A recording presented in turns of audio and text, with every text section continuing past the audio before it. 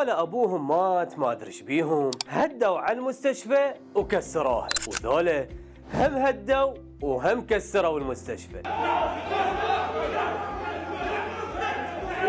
عافية بارك الله بيكم. وهنا الأخ يلقي خطبة عصماء وما حد واقف بعينه. انت ما تخاف، ما تخاف، دخلت كسوات هسه وتسألكم منها وانت شلون واحد فيكم ما يخاف. كل هذا اللي يصير والشرطة واقفين ويتفرجون. طبعا ما صايرة بكل الدنيا، انت تروح لأي دائرة تلقى أقل شيء فد 4 شرطة واقفين بالباب، بس للأسف إذا صار شيء كل شو ما راح يسوون.